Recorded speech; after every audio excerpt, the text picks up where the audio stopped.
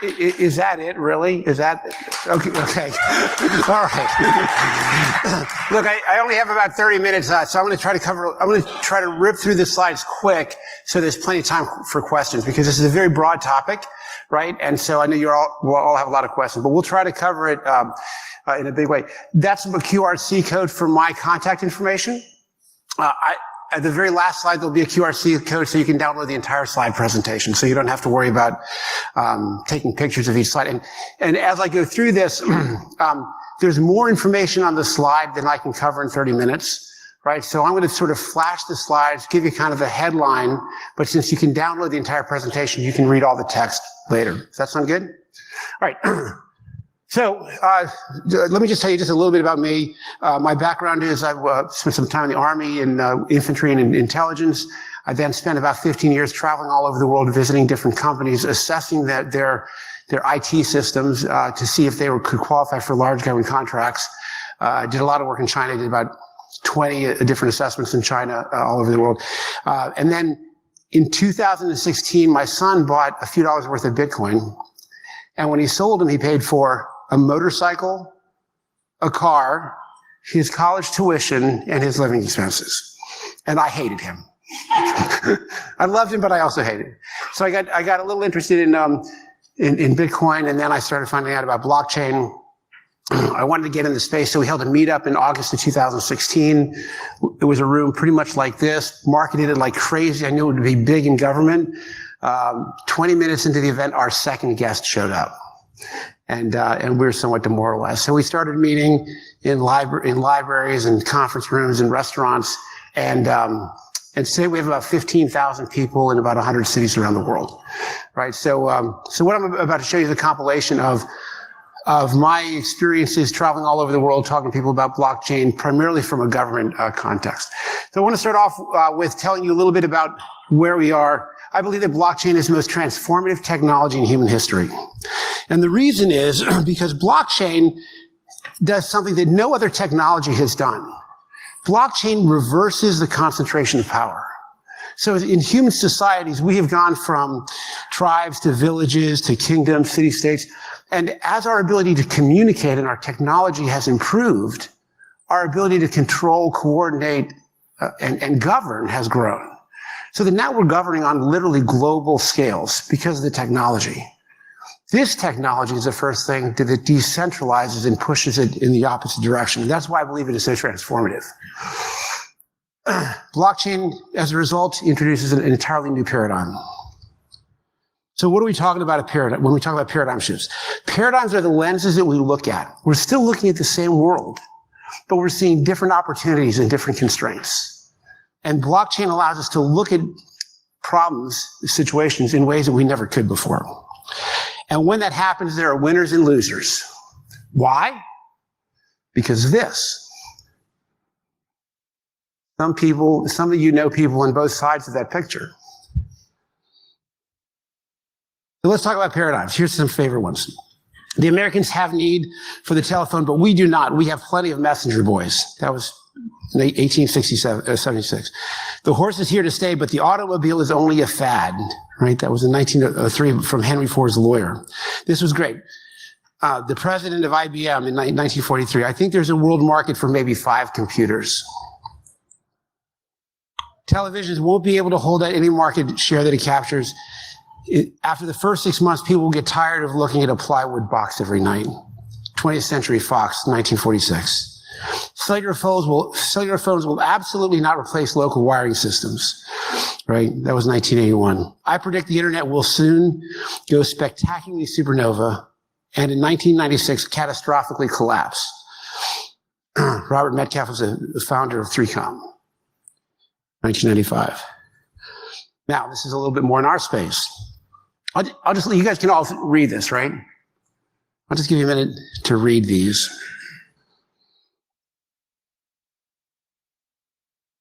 And then a little later. So if you look at who made these statements, right? It's Reuters, JP Morgan Chase, right? The Washington Post, CNBC. These are not idiots, right? But there's a paradigm, right? These people represent sort of traditional market forces.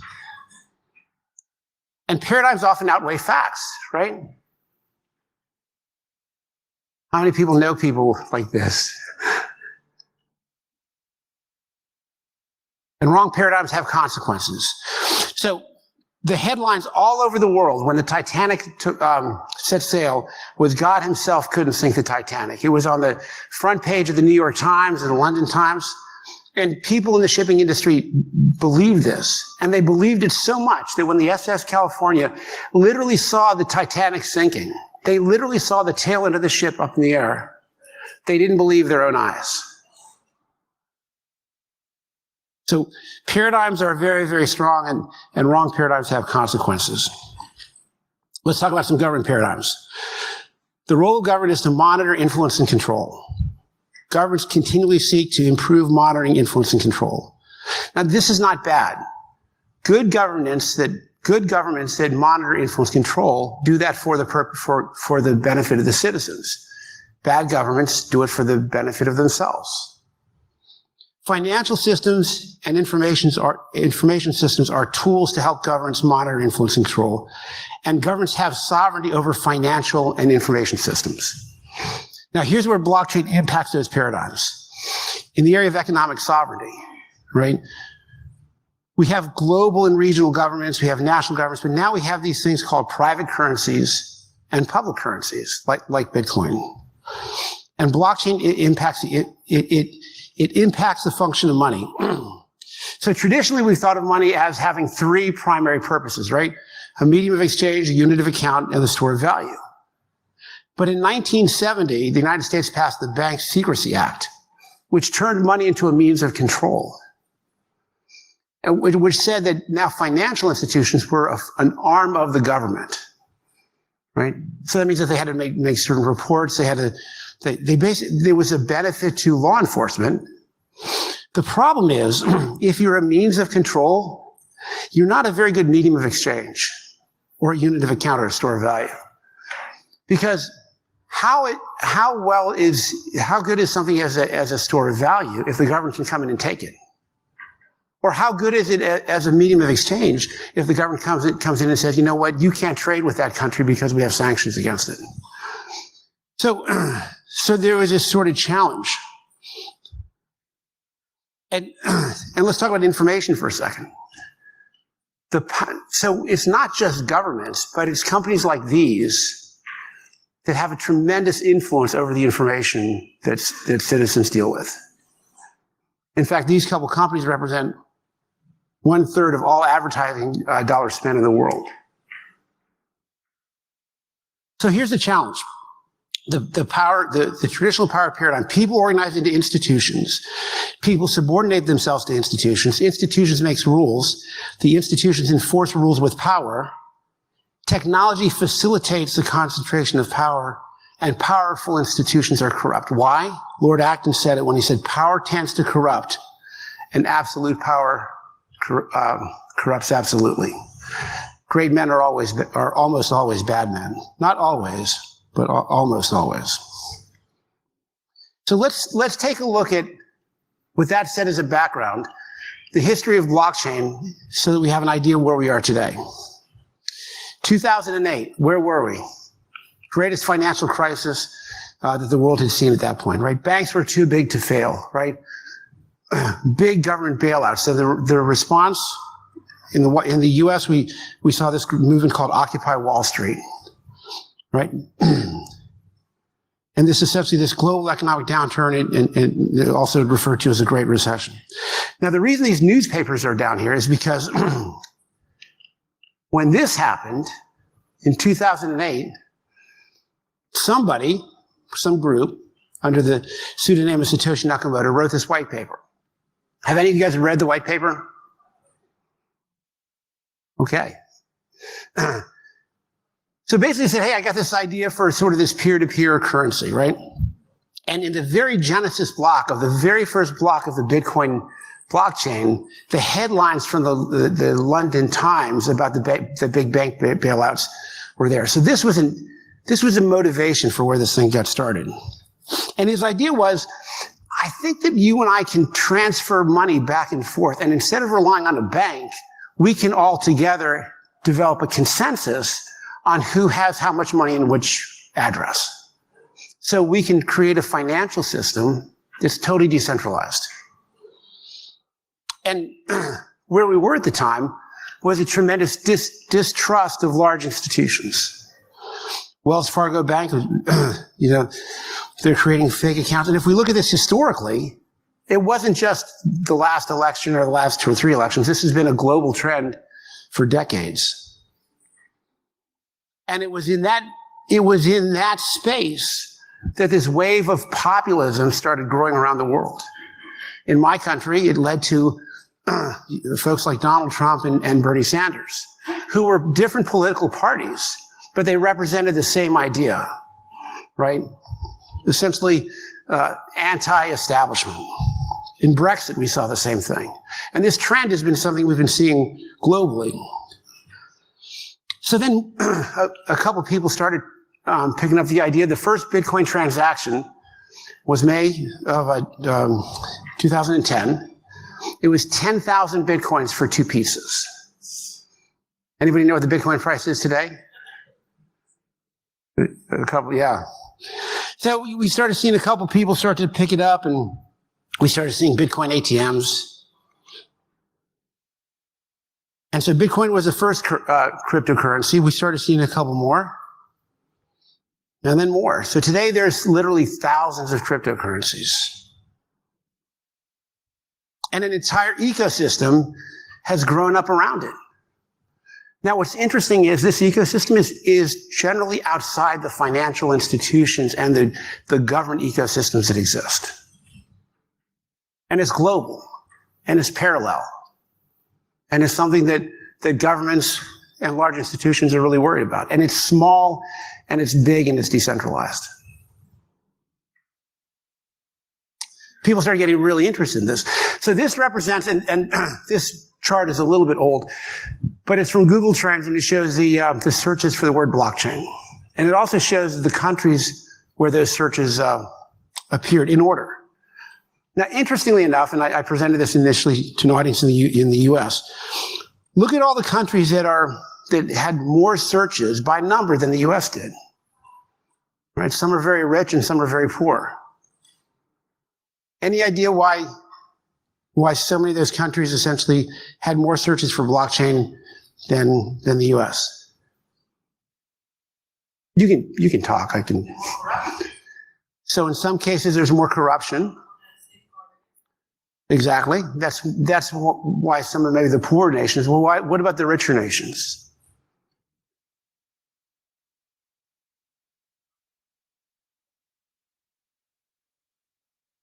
They've got a better technology foundation or footprint, right? They're looking for innovation. They're looking for jobs, economic success. Absolutely. So one of the criticisms was, well, Bitcoin is just not very stable. And they're right. Take a look at the chart. If in 2009 I took $1 and I bought, at that time I could have bought 500 Bitcoins. In 10 years, look how much my dollar would be worth versus those 500 Bitcoins. Bitcoin absolutely is not stable. In fact, we had an event in actually my college alma mater, and one of the speakers was Hans Timmer. He's a senior economist from the World Bank, and he said it to a room filled with about 200 crypto and blockchain enthusiasts. Poor guy. He said, Bitcoin, unlike sovereign currency, is made out of nothing. It didn't go over real well. One of the questions he got asked was, well, when the US expands its money supply, if it's not made out of nothing, what is it made out of? And his response was, is this session being recorded? Now, I will tell you that early on, I started looking at this, and I said, wow, this Bitcoin thing is going to turn into something. And the price was low, and then the price went up high, and everybody thought I was a genius. And then the price crashed, and everybody laughed at me and said I was an idiot, right? What I remember thinking at the time, and it crashed and then stayed down for a long time, but what I remember thinking is the reasons why I thought this was a good idea when the price was down low never changed when it went up high, and it didn't change when it went low. So what you have to realize is the principles behind the ascendancy of this cryptocurrency, right, are fundamental, and unless those principles change, you shouldn't expect different behavior. So because it's very small and it's volatile, you'll see a lot of ups and downs, but you shouldn't use that to make decisions. You should make the principles the factors that you use for the decisions. The value of cryptocurrency today is larger than all of these national GDPs. And again, you get a copy of these slides if you want them. So Bitcoin was the first major blockchain. Then there was a fork called Ethereum. And then all of these. So besides there being lots of cryptocurrencies, there's now lots of different blockchains, different technologies, different uses, different capabilities. And with that came the rise of the ICOs. So everybody and their mother said, hey, listen, if I got this great idea, if we put blockchain on here, we write a white paper, we'll get millions and millions of dollars of investment. And that's what you saw happen. And everybody and their mother jumped into this thing. The problem was 80% of them were scams. The fraud, the fraud, the incompetence, it was a get rich quick. It was like a gold rush. All the fools jumped into this thing. So government reacted to that.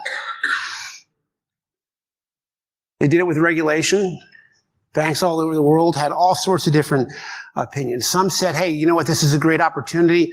We want to be the world's leader in it. Other people said, this is straight from the devil, and we've got to ban it because it'll destroy society. And so all around the world, and in my country, we see this eclectic pattern of regulation. Some countries are welcoming this thing like crazy. Other people essentially are downright banning it. But let's stop talking about cryptocurrency. Let's talk about government use cases. So with this technology, and unfortunately I don't have the time to explain how it works, these represent different working groups that we have currently, working on the use of blockchain in all of these different areas.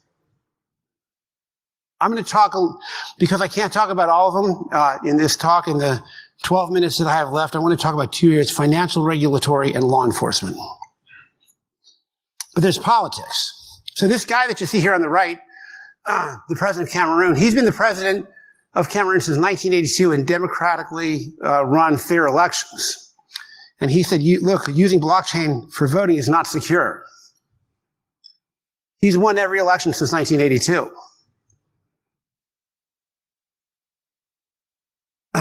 So, to tell you a little bit about how blockchain impacts this country. We were invited to Cameroon, and I was meeting with the ICT minister. She reports directly to the president. She said, we're interested in all the blockchain use cases that I just showed you, except for voting. Our voting system works just the way we like it. But here's the problem that they faced. Cameroon's a French-speaking country, right? They have an English-speaking group that essentially don't like the way things are run and have basically started a rebellion. That rebellion, they started killing people and burning down villages. It was somewhat awkward. They launched an ICO, and so they created an ICO to fund their revolution. So the Cameroonian government asked us to come in and advise them on what to do. So this thing is kind of bubbling up for governments in all kinds of ways that nobody really anticipated. I said we're going to cover two areas. Let's talk about blockchain and financial systems.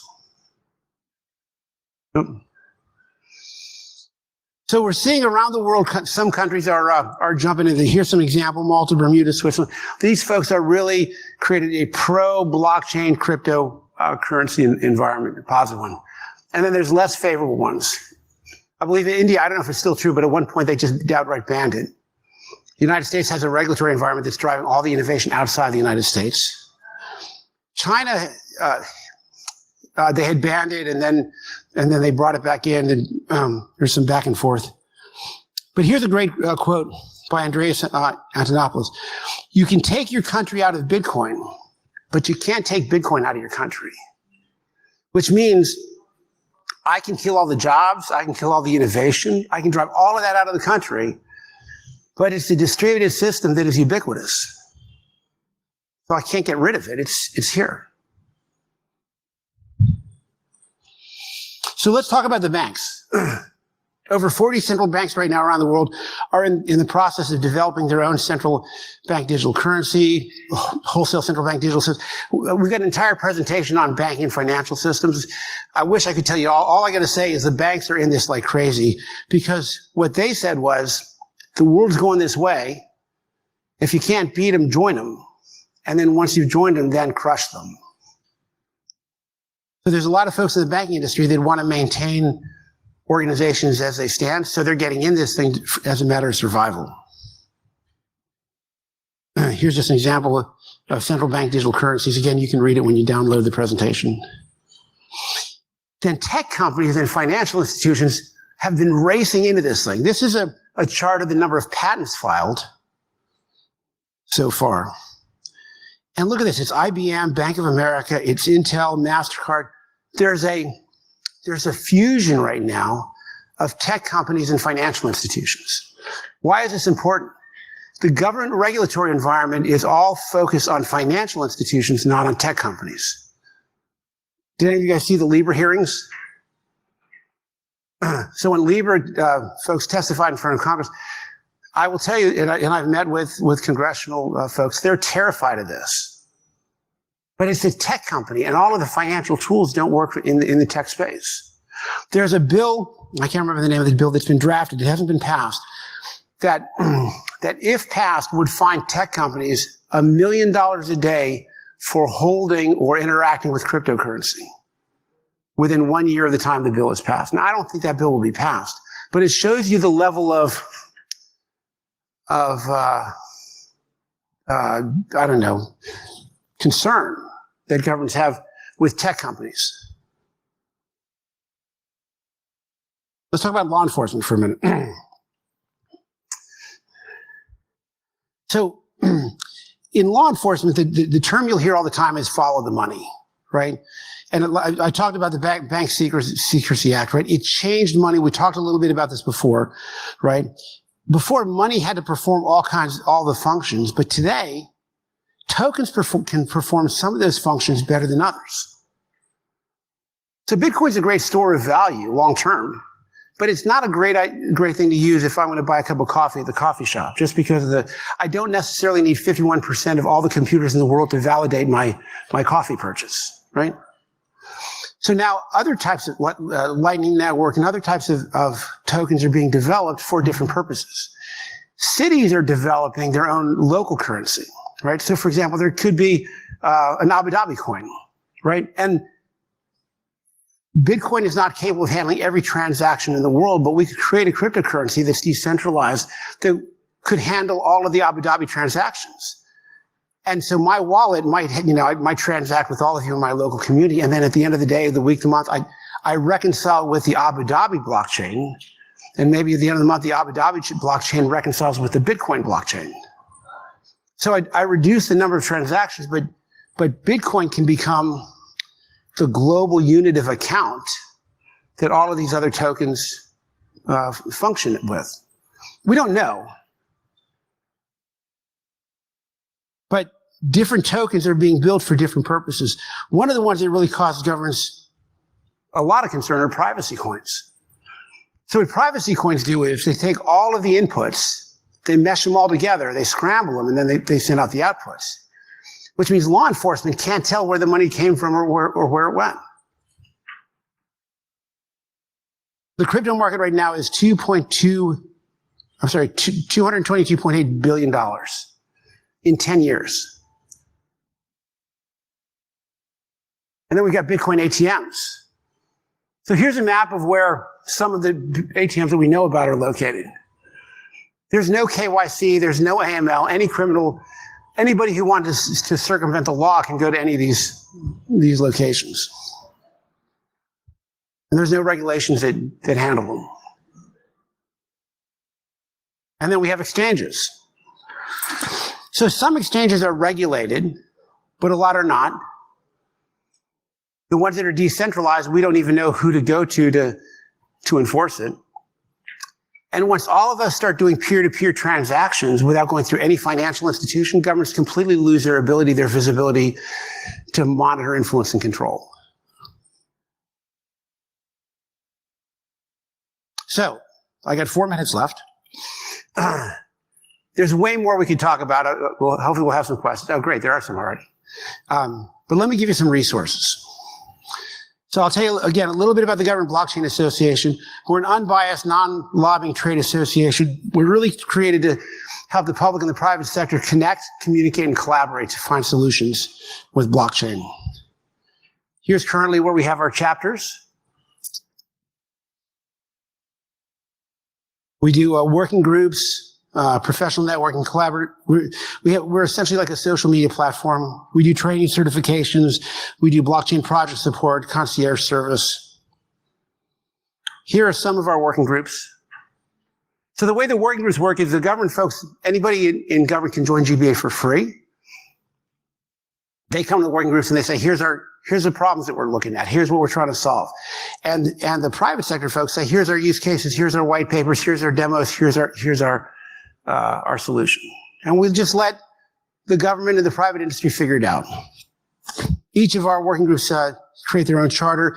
They create content and solutions that we deploy throughout the chapters globally. Again, we have a social media platform back end, and again, it's free for anybody in government to use. Here's some of our certification courses. Each of our working groups are in the process of creating their own blockchain certification courses and standards. As an example, we've got a financial regulatory one. So if you went to our website, it would look like this. As an example, here's one of the companies in the law enforcement group, the Blockchain Intelligence Group. That's the QRC code to get to them. They've got a variety of products. And again, this is just an example of the kinds of stuff that you find on our website. So they got a bunch of products to help law enforcement, intelligence, and defense people do data analytics of blockchains. An example of some of their tools. So we got some really high quality folks in the GBA. And more examples of their tools. They do risk scoring, all kinds of stuff.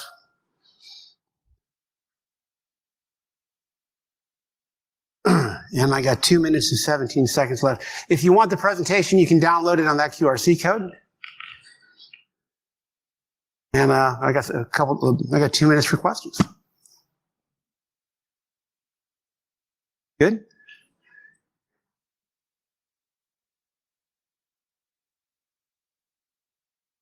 Mm-hmm. Hi. Hi. Hi. Alexandra is my name. You said we can create localized tokens and, exchange between us money, so on and so forth. And maybe they have to make a profit somehow, Abu Dhabi, so they will go into Bitcoin. But if everybody goes into Bitcoin, isn't that eventually becoming a bit centralized? I'm not sure I really understand your question. So let me kind of go back a little bit. Yeah. So in terms of anybody can create a token, the Ethereum blockchain has a standard called ERC20. Well, there's a couple, and with about 8 lines of code, you can create your own token, right? And you could do that on Ethereum and never even connect to Bitcoin, right? There's other technologies like the Lightning Network, right? And what they do is they create on the Lightning Network, for example, all of us. So I know you and I have a relationship with you, right? I know Kathy over here, and I know some of you guys. So I could have a payment channel, right? And all of us could have payment channel. And then the Lightning Network essentially allows money to move across these interconnected channels, and then periodically we reconcile with the Bitcoin network. There's a lot of different technologies that allow this. Yeah. And incidentally, many of those technologies are centralized and many are decentralized. So some companies say, hey, I got a great idea. I'm like a bank.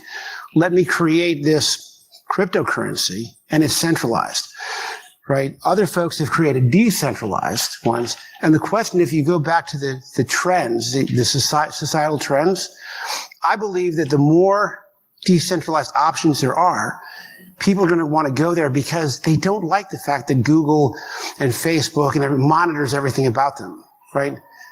This desire to be free, I think, will move people in that direction. However, these centralized people, they've created very easy systems.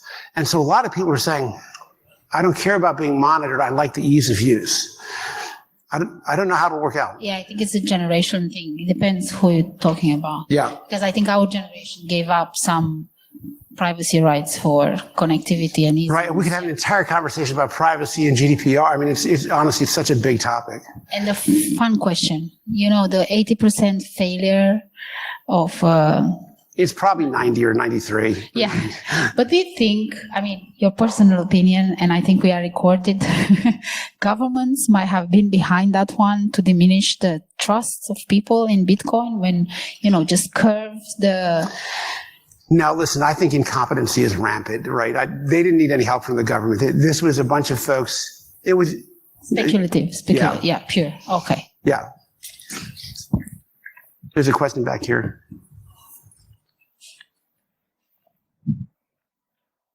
I have a question in a sense. You never mentioned about Libra.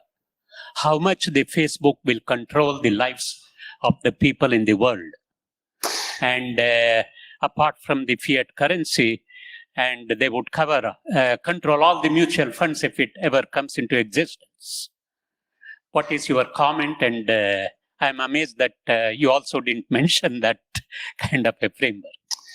So I mentioned it. It was just a quick sentence. So in the long view, I don't think Libra really has much of a chance. I think already there's members of the association who've pulled out. The regulators are going to come down on it hard. I'm surprised that they actually made the announcement, not having any idea of the challenges that they would face. It was very informative. It put it on the radar screen for regulators. It put it out as a conversation.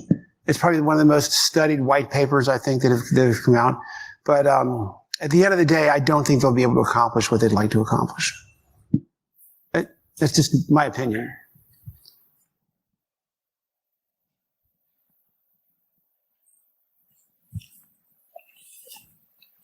You got to be quicker, otherwise I got to tell a joke or something like that.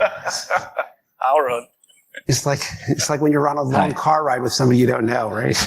So you mentioned that the financial institutions have this idea of join them and then later destroy them. Can you elaborate on a scenario how they would destroy them? What do you mean by that? Well, the question is, do they understand? So I had the opportunity of speaking to a group of central bankers in New York maybe about a year ago, right? And when you talk to large groups, a lot of times people are on their phones and they're on their laptops and stuff like that. In this particular meeting, there's not a single person on their phone or look. They were in total rapt attention, right? If you remember some of the quotes, right, from J.P. Morgan Chase and Jamie Dimon and stuff like that, their initial comments were, this is a scam, it'll never work. At the same time, they were filing for patents, right? What they realized is when banks could start doing cross-border payments and cutting out the central banks, and when they started seeing what people could do with cryptocurrencies, right, they recognized that if they didn't get in that space and dominate it, they would be Ubered out of it.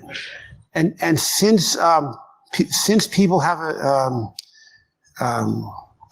they trust things like Bank of America and Wells Fargo, and the mood was Bitcoin and cryptocurrencies is just for drug dealers, and they're trying to create this environment. You can't trust it. It's their public statements, right? Was it's not stable. It's all of these things that it would fail, because they wanted to get a dominant position in the space. So it's a public relations war more than anything else.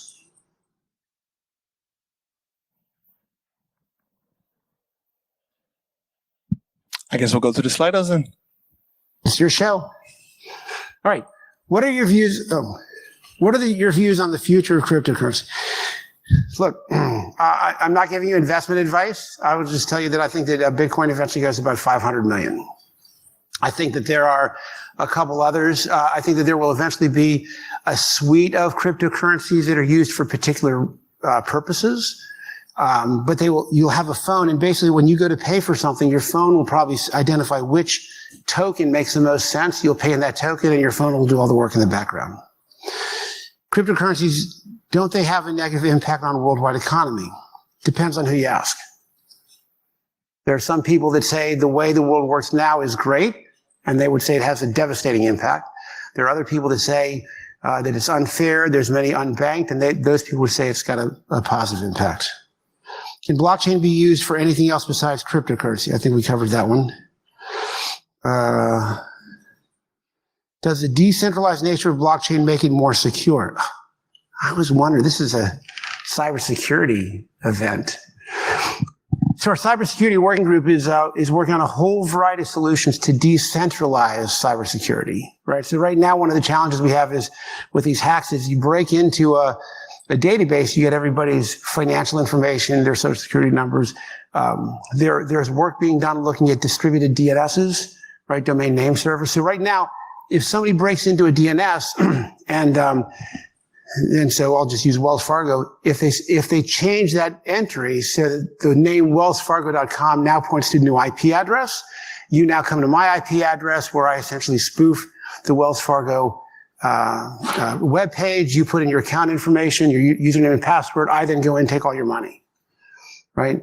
A decentralized DNS would address things like that. So there's just so many from a cybersecurity perspective. There's so many on our website. If you go to the working groups, or actually if you just in the search bar just type the word cybersecurity, you'll get a ton of articles on blockchain and cybersecurity. Environment, cryptocurrency. Cryptocurrency mining consumes a lot of energy. Pollute for what real added value? We got to compare apples to apples, right? So what's a main bank here in the UAE? What's the biggest bank in the UAE? Or in the Middle East? What is it? Okay.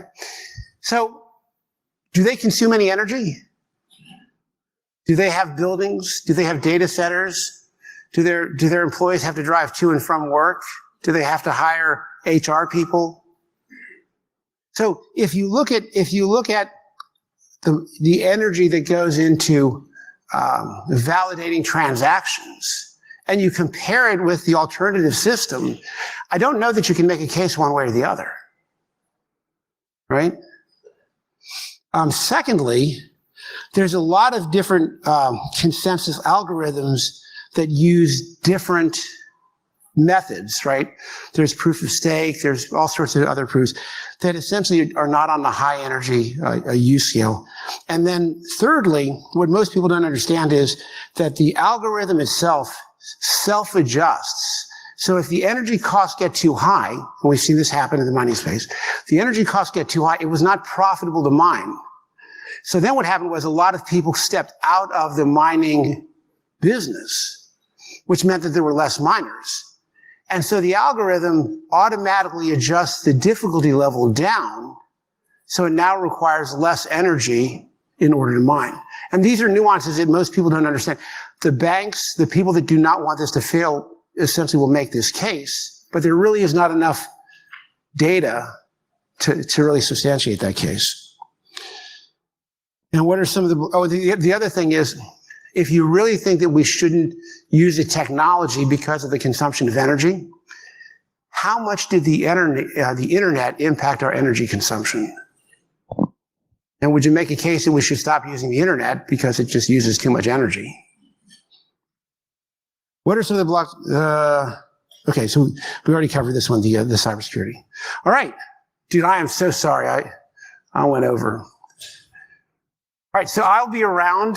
I'll be in the back if anybody has any questions. Again, this is a QRC code for. No, it's not up anywhere. Anyway, if you need the presentation or anything like that, I'd be happy to share it. All right, I'm done. Thank you very much, Gerard.